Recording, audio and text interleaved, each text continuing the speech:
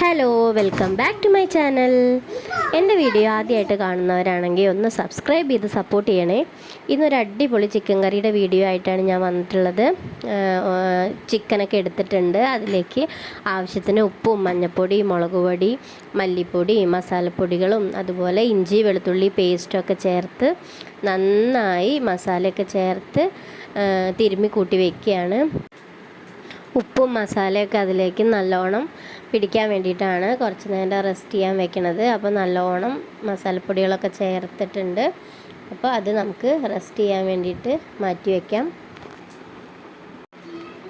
പിന്നെ നമ്മൾ കുമ്പളങ്ങയാണ് എടുത്തത്. കുമ്പളങ്ങ വലിയ കഷ്ണങ്ങളാക്കിയിട്ട് ഒരു 1/2 കിലോ പാകത്തിനുണ്ടാവും. അത് നല്ല വലിയ കഷ്ണങ്ങളാക്കിയിട്ട് മുറിച്ചെടുത്തിട്ടുണ്ട്.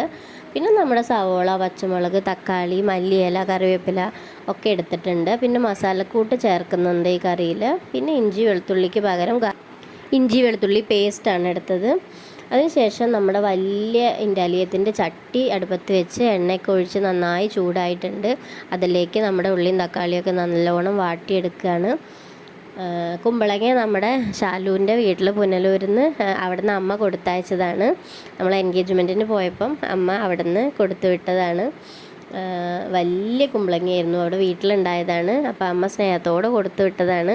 അപ്പോൾ സാധാരണ ഇതിൽ കുമ്പളങ്ങയൊന്നും കുട്ടികൾ അങ്ങനെ കഴിക്കാറില്ല. അപ്പോൾ ചിക്കനിലായിട്ട് വെച്ച് കൊടുക്കുമ്പം കുറച്ചും കൂടി ടേസ്റ്റ് ആയ കാരണം എല്ലാവർക്കും ഇഷ്ടമാണ്. അപ്പോൾ അതുകൊണ്ടാണ് ഇന്ന് ചിക്കനും കുമ്പളങ്ങയും കൂടി വെക്കാനുള്ള കാരണം. അറിയാത്തവരും ചെയ്ത് നോക്കാത്തവരാണെങ്കിൽ എന്തായാലും ഒന്ന് ട്രൈ ചെയ്യണം. നമ്മുടെ പാലക്കാട് സ്റ്റൈലാണ്. പാലക്കാട് ചിക്കൻ കുമ്പളങ്ങയും കൂടി വയ്ക്കുന്നത് നല്ല ടേസ്റ്റുള്ളൊരു കറിയാണ്. തൃശ്ശൂർ സൈഡിലും ഇങ്ങനെ വെക്കാറുണ്ട്. പക്ഷെ അവർ കുമ്പളങ്ങയിൽ കുറച്ച് ഉപ്പും മഞ്ഞൾപ്പൊടിയും മുളക് പൊടിയൊക്കെ ആദ്യം തിരുമ്മി വെച്ചിട്ട് കുറച്ച് നേരം റെസ്റ്റ് ചെയ്യാൻ വെച്ചിട്ടാണ് അവർ ചേർക്കുക. നമ്മളിത് ചിക്കൻ പകുതി വെന്തതിന് ശേഷം നേരിട്ട് ചേർക്കുന്നു. അത്രയാണ് വ്യത്യാസമുള്ളൂ. അപ്പം നമ്മുടെ ഉള്ളിയും പച്ചമുളകും കറിവേപ്പിലയും ഇഞ്ചി വെളുത്തുള്ളി പേസ്റ്റൊക്കെ ചേർത്തൊക്കെ നന്നായിട്ട് മൂത്ത് വന്നിട്ടുണ്ട്. അതിലേക്ക് തക്കാളി ചേർത്തു.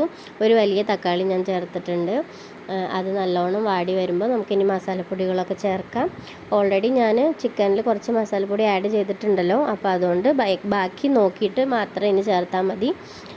എന്തായാലും കുറച്ച് തേങ്ങ അരച്ച് വെക്കണത് കാരണം കുറച്ചും കൂടി ഞാൻ ചേർത്ത് കൊടുക്കുന്നുണ്ട്. അപ്പോൾ മസാലപ്പൊടികളൊക്കെ ഇട്ട് കൊടുത്തു. അതൊക്കെ ഒന്ന് നല്ലോണം മൂത്ത് വരുമ്പോൾ നമുക്ക് ചിക്കൻ ഇട്ട് കൊടുക്കാം.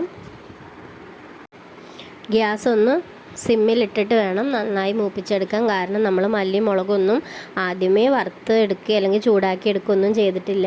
അപ്പോൾ നല്ലൊരു സ്മെല്ല് കിട്ടാൻ വേണ്ടിയിട്ടാണ് ഇത് നല്ലോണം മൂപ്പിക്കണത്. അപ്പോൾ നമുക്കിനി ചിക്കനൊക്കെ കുറേശ്ശായിട്ട് ചേർത്ത് കൊടുക്കാം.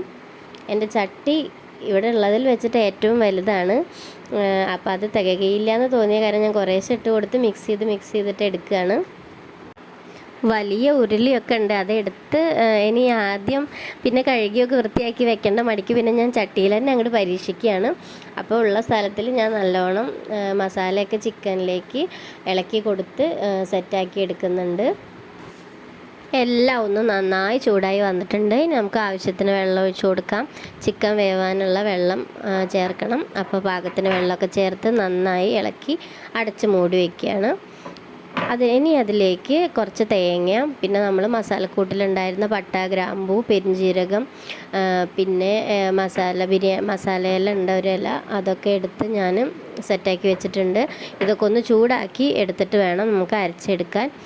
അപ്പോൾ നമ്മുടെ ചിക്കൻ നന്നായി തിളച്ച് പകുതി വെന്തിട്ടുണ്ട്. അതിലേക്ക് നമ്മൾ വലിയ കഷ്ണങ്ങളാക്കി അരിഞ്ഞ് വെച്ചിട്ടുള്ള കുമ്പളങ്ങ ഈ ടൈമിലാണ് ചേർത്ത് കൊടുക്കേണ്ടത്. ഞാൻ പറഞ്ഞ പോലെ ഞാൻ അങ്ങനെ ചേർത്ത് കൊടുക്കുകയാണ്. തൃശ്ശൂർ സ്റ്റൈൽ വേണമെങ്കിൽ ഒന്ന് മഞ്ഞൾപ്പൊടിയും മുളക് പൊടിയും ഉപ്പൊക്കെ ചേർത്തിട്ട് ഇട്ട് കൊടുക്കാം. അപ്പോൾ നമ്മുടെ ചട്ടി ഏകദേശം ഫുള്ളായിട്ട് വന്നിട്ടുണ്ട്.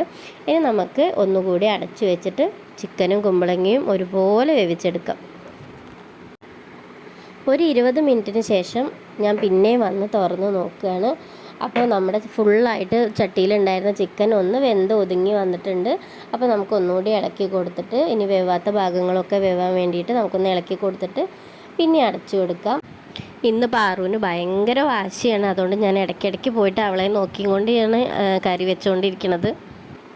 അപ്പം നമ്മുടെ ചിക്കനും കുമ്പളങ്ങയൊക്കെ വെന്ത് സെറ്റായി വന്നിട്ടുണ്ട്. നല്ലോണം ചുരുങ്ങിയിട്ടുണ്ട്. ഒരുപാട് ചട്ടി ഫുള്ളായിട്ട് കണ്ടത് ഇപ്പോൾ നല്ല വെന്തപ്പം നല്ല കുറുകി ഉടഞ്ഞു വന്നിട്ടുണ്ട്. അപ്പോൾ നല്ലോണം തിളച്ച് വരുന്നതിലേക്ക് നമ്മൾ നാളികേരം ചേർത്ത് കൊടുത്തു. കറി നല്ല കട്ടിയായി വന്നിട്ടുണ്ട്. ഇപ്പോൾ കുറച്ച് വെള്ളം കൂടിയും ചേർത്തിട്ട് ഞാൻ ചാറൊക്കെ ഒന്ന് പാകമാക്കി എടുത്തിട്ടുണ്ട്. ഇതാണ് നമ്മുടെ ഫൈനൽ ചിക്കൻ കറി. ഇപ്പോൾ ഒന്ന് സെറ്റായിട്ടുണ്ട്. നാളികേരം ഒന്ന് ഒഴിച്ചത് ഒന്ന് ചെറുതായിട്ടൊന്ന് തിള വരികയേ വേണ്ടുള്ളൂ. ഇനി അതിലേക്ക് നമുക്ക് കറിവേപ്പില പിന്നെ ബാക്കി അരിഞ്ഞു വെച്ചിട്ടുള്ള മല്ലിയിലയൊക്കെ ചേർത്ത് കൊടുക്കാം. മല്ലിയില ഇടുമ്പോൾ നല്ല ഫ്ലേവറാണ് കറിക്ക്. അപ്പോൾ അതൊക്കെ ചേർത്ത് കൊടുത്തു. പിന്നെ നമ്മുടെ പാലക്കാടൻ സ്റ്റൈൽ തന്നെയാണ്, തൃശ്ശൂരും സ്റ്റൈലെന്നും പറയാം. ഉള്ളി കുത്തിക്കാച്ചിയിട്ട് ഇടുന്ന ഒരു പരിപാടിയുണ്ട്. അതായത് വെളിച്ചെണ്ണയിൽ ചെറിയ ഉള്ളി അരിഞ്ഞിട്ട് വെളുത്തുള്ളിയൊക്കെ അരിഞ്ഞിട്ട് നല്ലോണം മൂപ്പിച്ചിട്ട് കാച്ചുക എന്ന് പറയും. അതിവിടെ ഇവിടുത്തെ ഒരു സ്റ്റൈലാണ്. തൃശ്ശൂർ ഭാഗത്ത് നല്ലോണം ഉണ്ട്. അപ്പോൾ അത് ചേർത്തിട്ടുണ്ട്. അതെനിക്ക് ഏട്ടന് ഭയങ്കര ഇഷ്ടമാണ് ഈ കാച്ചണ പരിപാടി. അപ്പോൾ അത് കാരണം എല്ലാത്തിലും കാച്ചിയിട്ട് എനിക്ക് അതിൻ്റെ ടേസ്റ്റ് നല്ല ഇഷ്ടപ്പെട്ടു. അപ്പോൾ ഞാൻ ഇതിലും ചേർത്തതാണ്. നല്ല ടേസ്റ്റ് ഉണ്ടായിരുന്നു. അപ്പോൾ ഇങ്ങനെ പരീക്ഷിച്ച് നോക്കാത്തവരെല്ലാവരും ഒന്ന് പരീക്ഷിച്ച് നോക്കണം. Thank you for watching.